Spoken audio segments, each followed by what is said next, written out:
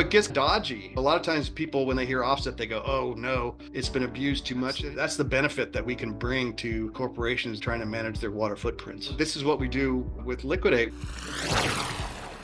Let me talk a little bit about offsets in general, because if you come from the climate world, the word offset sometimes is treated like a four-letter word, and it has a really strange connotation. In all fairness, it's like any financial mechanism, it can get abused and misused. The idea is, here's a bunch of bad things that I'm doing, so I'm going to offset it with a bunch of good things. That's great, except when it comes to what the offset looks like. If in the energy game, if you're burning coal and you're polluting, then an offset would be maybe planting a bunch of trees to soak it up. One of the things that we've done is we have projected this out into the future. If you're polluting with coal, for example, then you can buy solar, and since solar is comparatively better than coal, that comparative savings, we allow you to put that on the other side of the scale as an offset. And when you go, wait a sec, that's sort of like saying, I still am eating 10 donuts a day, but now I'm eating 10 lower calorie donuts a day. And me taking those pretend savings and sticking those on the other side of the scale, is that really a balance? Or am I still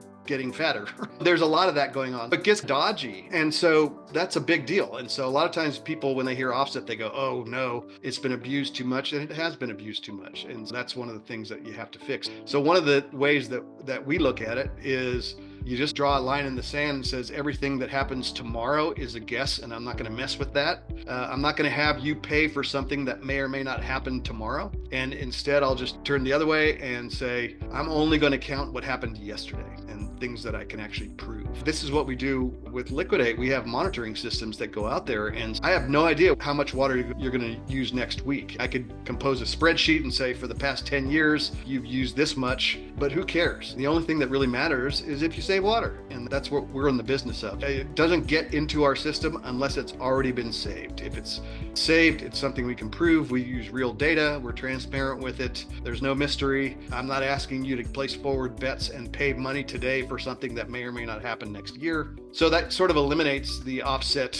question and the dodginess, and that's one of the things that we do. If you are Microsoft and you're in Redmond, Washington, for example, and you need to save 1 million gallons of water in your facility there, then what we do with Liquid8 is we go into that community around you in Redmond, and we enlist the help of the community, and we say, all right, let's get 200, 300 homes to save water for you. We'll put monitoring systems there. We'll measure their savings, and then you buy it. So you go into our marketplace, you look at those 300 homes, click, click, click, click. You go, okay, 1 million gallons of water were saved. Here's who they are. Here's the information. Here's the actual data. I'm secure knowing that it actually happened. If there's ever any questions, I can look at the data and show people the data. And the net effect to that whole Redmond area in your city is a savings of 1 million gallons. And we actually have a capability for you to set up your budget and to set up your goals in the system. You say, I need to save 1 million gallons, or I need to offset 1 million gallons. And our system will compile that list for you. And there will be 273 homes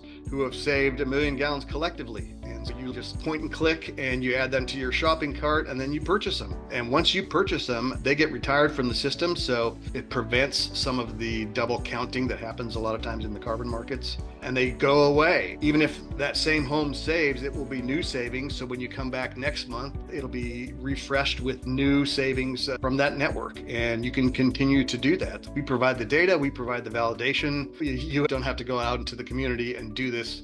We'll do that for you. And that's the benefit that we can bring to corporations as they're trying to manage their water footprints. It's an ongoing thing, of course, because you're always using water and you always have to save. And with water, there's diminishing returns. So year one, you'll save a whole bunch, and then we lower your baseline. And then next year, you have to try harder to get more savings. And so it tapers out. If you're a homeowner, after 3 or 4 years, chances are you're not going to be able to get any more savings out of your home because you've done everything. You've repaired all the leaks. You've scolded your teenage daughter to take shorter showers, and now she's off to college. You've done all those things that you can do. So our job at Liquid8 is to go out and continue to refresh that and find more folks. It's a moving target. We constantly have to go out there and find new people. It's a living, breathing thing. Next month, when you go in there, you'll see a whole new set of water savings that you can go through and look at. If you're a sustainability director and have a question about anything that we've talked about, please contact me directly. Send me an email, mcortez@liquid8water.com.